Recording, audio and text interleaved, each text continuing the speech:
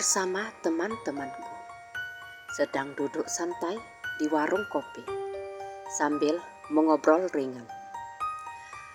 Obrolan yang awalnya hanya berisi berita-berita terkini, entah bagaimana ceritanya, malah nyasar ke cerita-cerita berbau horor. Mulai dari hantu kuntilanak, genderuwo, kuyang, bahkan tuyul. Salah satu temanku yang bernama Arif menceritakan kejadian mistis yang terjadi di desanya. Cerita itu didengarnya dari pamannya yang kebetulan tinggal di sana.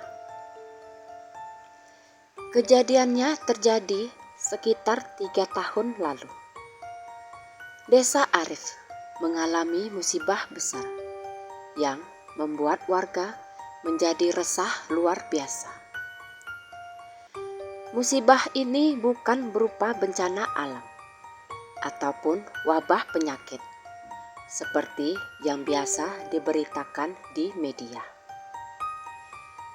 Musibah ini melainkan hilangnya uang secara misterius dari banyak warga.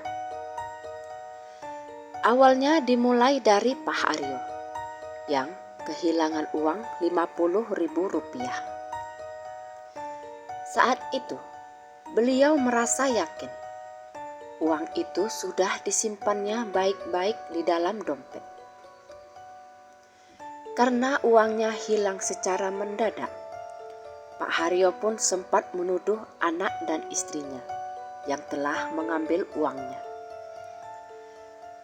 Tetapi, baik istri dan anaknya menyangkal tuduhan itu.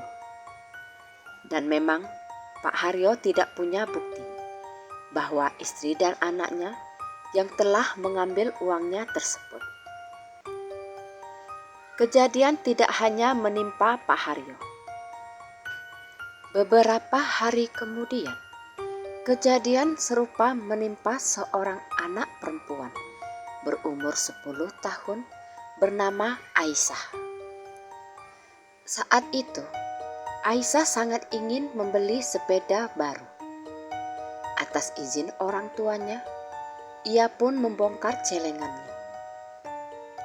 Tetapi yang tak disangka-sangka, uang yang ada di dalam celengannya cuma tersisa 10.000 saja. Padahal Aisyah sudah menabung hampir 2 tahun. Bagaimana mungkin duitnya hanya tersisa 10.000? Aisyah dan orang tuanya memperkirakan uang yang terkumpul di celengan itu seharusnya lebih dari Rp200.000. Dan itu sangat cukup untuk membeli sepeda baru. Melihat kenyataan itu, Aisyah nangis sejadi-jadinya. Impiannya membeli sepeda baru pupuslah sudah. Lalu, kejadian itu menimpa warga lainnya. Bisa dibilang, hampir setiap hari ada saja cerita tentang warga yang kehilangan uang. Mulai dari pecahan kecil hingga ratusan ribu rupiah. Bisik-bisik pun mulai merebak di antara warga. Banyak yang menduga kejadian ini disebabkan oleh tuyul. Para korban berasal dari berbagai kalangan, mulai dari orang berpenghasilan tinggi hingga orang-orang kecil dengan penghasilan terbatas. Desas-desus tentang tuyul itu cepat menyebar. Warga mulai mencurigai keluarga Pak Harun dan Bu Sarni.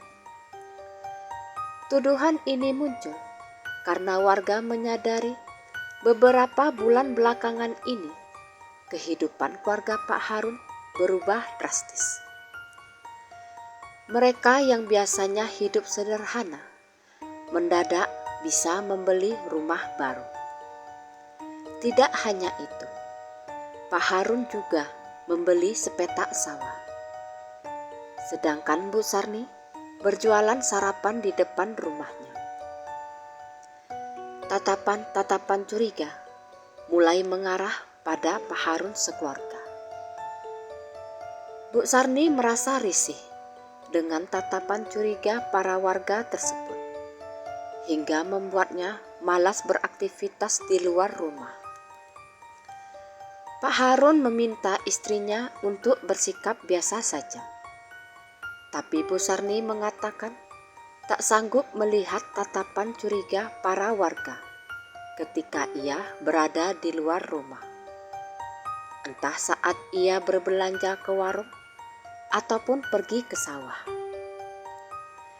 Bahkan Bu Sarni jadi malas berjualan karena setelah warga mencurigainya, dagangan Bu Sarni menurun drastis.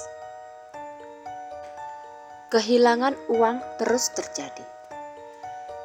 Warga yang tak tahan mengadukan hal itu pada Pak Kades. Laporan itu membuat Pak Kades memutuskan untuk menyambangi rumah Pak Harun. Di sana, beliau mengungkapkan keresahan warga serta tuduhan yang mengarah pada Pak Harun. Mendengar itu, Pak Harun menjelaskan bahwa kehidupannya yang mendadak berubah karena Pak Harun mendapat jatah warisan dari ayahnya yang tinggal di kampung halaman mereka. Beberapa bulan yang lalu, ayah Pak Harun meninggal dunia. Dan sebelum meninggal, beliau sempat berpesan untuk menjual semua sawah beserta rumah mereka yang ada di kampung tersebut. Lalu, uang dari hasil penjualan itu dibagi dua untuk Pak Harun dan saudara laki-lakinya. Uang warisan itu pun dipergunakan Pak Harun untuk membeli rumah, sepetak sawah, dan sisanya untuk modal berjualannya Bu Sarni. Penjelasan Pak Harun terdengar sangat masuk akal. Pak Kades juga tidak bisa menyangkal kalau ia sendiri pernah mendengar kalau ayah Pak Harun memiliki sawah yang banyak. Jadi, kalau semua sawah itu dijual, lalu uangnya untuk Pak Harun beserta saudaranya, tidak mengherankan kalau Pak Harun bisa membeli rumah dan sawah. Akhirnya, kecurigaan itu mulai memudar. Tetapi cerita kehilangan uang masih berlanjut. Lalu, tiba-tiba, kecurigaan mulai mengarah pada Mbah Tejo. Ada warga yang melihat Pak Tejo berjalan sedikit membungkuk dengan kedua tangannya mengepal di belakang punggungnya, seakan-akan sedang menggendong sesuatu. Dan pada saat itu, warga tersebut mencurigai bahwa Mbah Tejo sedang menggendong tuyul. Lagi-lagi, warga melaporkan kecurigaan mereka terhadap Mbah Tejo. Menanggapi keresahan warga, kepala desa akhirnya meminta bantuan Pak Gani, yang dikenal saleh dan pernah nyantri di pondok pesantren. Pak Gani memiliki ilmu putih dan sudah sering membantu orang-orang dalam mengatasi masalah-masalah yang berhubungan dengan dunia gaib. Mendengar cerita Pak Kades, Pak Gani merasa prihatin dan berupaya membantu.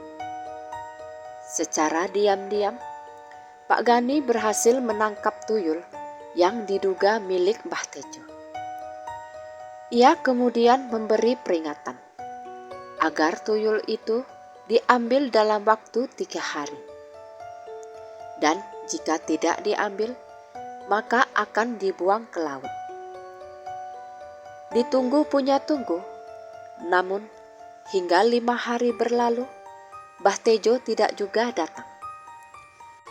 Akhirnya, Pak Gani pun membuang tuyul itu ke laut, seperti yang telah dikatakannya. Sejak saat itu, Tidak ada lagi warga yang kehilangan uang mereka. Dan tiba-tiba saja Mbah Tejo memutuskan pindah dari desa mereka. Hal itu semakin memperkuat dugaan bahwa tuyul itu memang benar milik Mbah Tejo. Dan Mbah Tejo memutuskan pindah karena malu pada warga.